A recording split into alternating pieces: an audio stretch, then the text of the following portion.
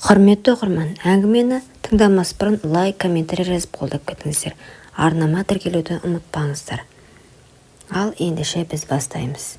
Кешкісін 4 қыз бір бөлмеде шай ішіп отырды. Әңгіме қыздардың аузынан үзілмейді. Бірінің сөзі бірі күліп, сыбырласып қояды. Дәл сол сәтте Жансаяның түрінен бір өзгеше нәрсе байқалды. «Әй, сен бірдеңе жасырып отырсың ғой», деді Әсел күліп. «Жоқ», деп қызартады Жансая. «Жоқ, айтпасаң болмайды. Бүгіннен бастап сенен құпия қалмайды», деп Айдана қысып қалды. Жансая қолындағы кесе шайды үстелге қоя салды да сәлен кейіп сыбырлап сөйледі. «Қыздар, сендер сенбей қойыңдар. Кеше бір шетелдік жігітпен кездестім». «Қайдағы шетелдік?» деп күлкіден ішегі қатқан Дина көзін бақырайтты. «Біздің қалада қайдағы қара нәсілді жүр дейсің? Сендерге өтірік, маған шын, достарым арқылы таныстым. Қаладан келген екен, түрі кәдімгі кино кейіпкеріндей». «Әй, қойшы», деді Әсел. «Сонда сонымен не істедің?»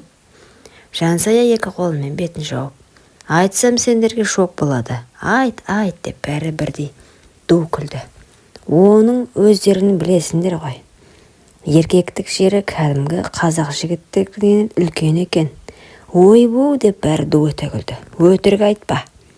Қыздарды қызықтырып отырсың ғой». Жансая басын шайқап қызарақтап тұрып. «Шын айтам, көргенде өзім шошып кеттім. Бірақ соның дәмін бір татқан соң түні бойы кірпік қақпай шықтым». Қыздар шулап кетті. «Қалай болады екен өзі? Толырақ айтсаңшы». «Әй, бізді қызықтырып қана қоймай, ішімізді өртеп жатырсың ғой». Жансаяның жүзіне күлкі үйірілді. Ол терең дем алып, сол кешті есіне алды. Екінші бөлім. Алғашқы кездесу. Жансая қолын үстелге қойып бір сәтке үнсіз қалды. Құрбыларының шыдамсыз көздері оған қадалып отыр. Ол демін ішіне тартып, баяу сөйлей бастады. Ол кеште бәрі жай ғана басталған еді. Қаладағы қым-қуыт көшелердің бірінде құрбыммен бірге келе жатқан. Кенет алдымыздан бойы ұзын, қара торы, мүсіні келіскен жігіт кездесті. Жымиып, жылы амандасты. Алғашында тосырқап қалдым, бірақ оның көзқарасында бір жұмбақ тартылыс бар еді. Ол қазақша білмейді екен, бірақ орысша жақсы сөйлейді. Дауысы қоңыр, құлаққа жағымды. Бірден сенім ұялатты. Сөздері нәзік, әр қимылы әдепті. «Шай ішіп кетесіңдер ме?» деді ол бізге. Әдетте бөтенге еріп бармас едім, бірақ ол бір түрлі жылы жүзді болған соң ойланып қалдым. Құрбым сылтау айтып кетіп қалды да мен қалдым. Кішкентай ғана әдемі кафеге кірдік. Музыка баяу ойнап тұр. Ол маған көзімен қарап отырып әңгіме айтқанда уақыт тоқтап қалғандай болды. Оның жанында қорқыныш емес, керісінше қауіпсіздік сезілді. «Сенің көзің ерекше екен», деді ол күлімдеп. Жүрегім зу ете қалды. Қарап тұрсам, оның күлкісінде шынайылық бар. Сол сәтте іштей бір шешім қабылдағанымды сездім. Бұл жігітпен бірге болатынымды. Жансая әңгімесін тоқтата бергенде қыздар шыдай алмай шулап кетті. «Ой, сонда не болды кейін? Үйге шақырды ма, әлде кафеде ғана отырдыңдар ма? Қойма, қазір айтпасаң, бізді күйдіріп өлесің». Жансая ақырын жымиып даусын бәсеңдетті. Әрине, ол мені үйіне шақырды. 3 бөлім. Алғашқы түн. Жансая бір сәтке көзін төмен салды. Құрбылары тып-тыныш тыңдап отыр, ішіне тартып қойған. «Қыздар», деді ол ақырын. Үйіне барғанда жүрегім тоқтап қала жаздады. Пәтері шағын, бірақ таза, сәнді еді. Терезеден қаланың түнгі шамдары жарқырап көрінеді. Ол маған жылы жымиып, «Қорықпа, сен менімен қауіпсізсің», деді. Осы сөзден кейін бойым босаңсып сала берді. Үстімнен күртемді шешіп жатқанымда ол қасына жақындап иығыма қолын қойды. Қолының ыстығы денеме тарып кеткенде тұла бойым дір етті. Ол бетіме үңіліп ақырын ғана ернімнен сүйді. Сүйісі баяу, бірақ оттай еді. Сол сәтте бүкіл жаным езіліп кеткендей болды. Құшағына қысқанда кеудесінен жүрек соғысын сездім. Бойыма беймәлім бір толқыныс жүгіріп өтті. Әр қимылы нәзік, бірақ жанымды билеп алды. «Сен әдемісің», деді ол сыбырлап. Сол сөзден кейін өзімді толық беріп қойғанымды сездім. Қалғанның бәрі түстей бұлдырап, тек жүрегімнің дүрсілі мен оның ыстығы ғана есімде қалды. Жансая әңгімесін аяқтай бергенде, қыздар ду етіп күлді де, шулап қоя берді.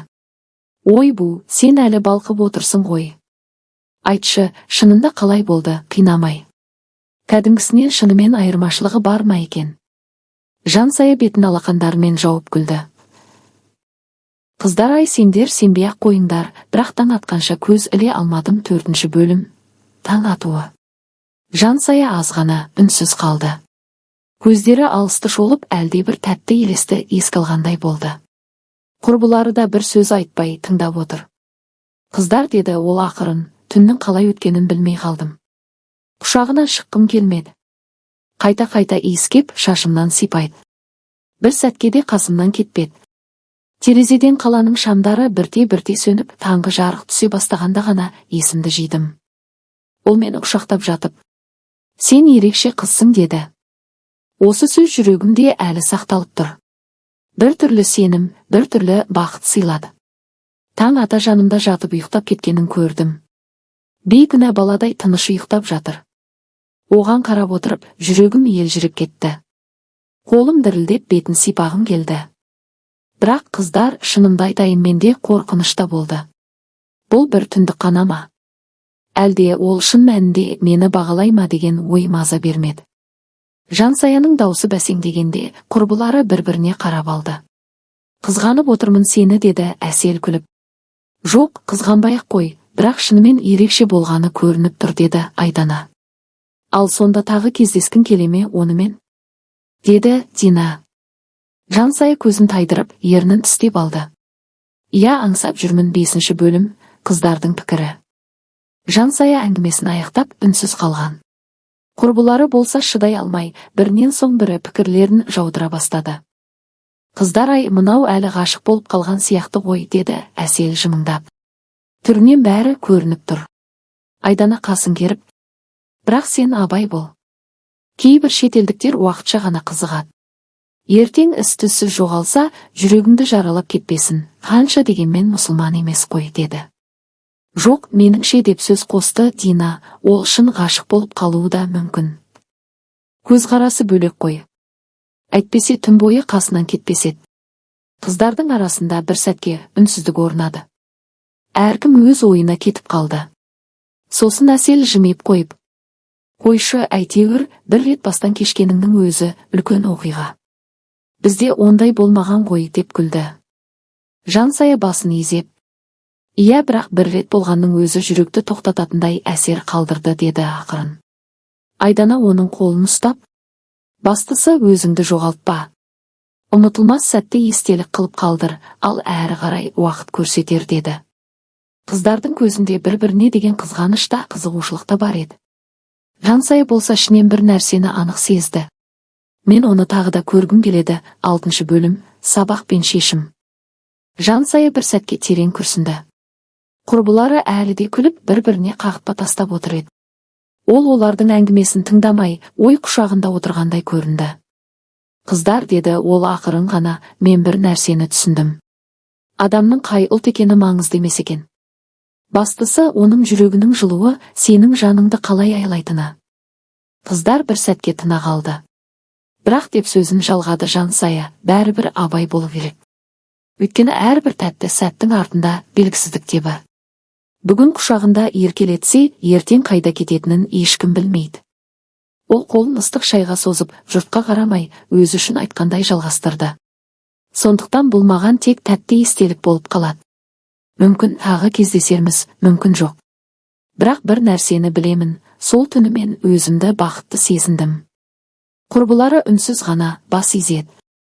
Әрқайсысы іштей өз ойына батып кеткендей болды. Кенет Әсел әзілдеп жіберді.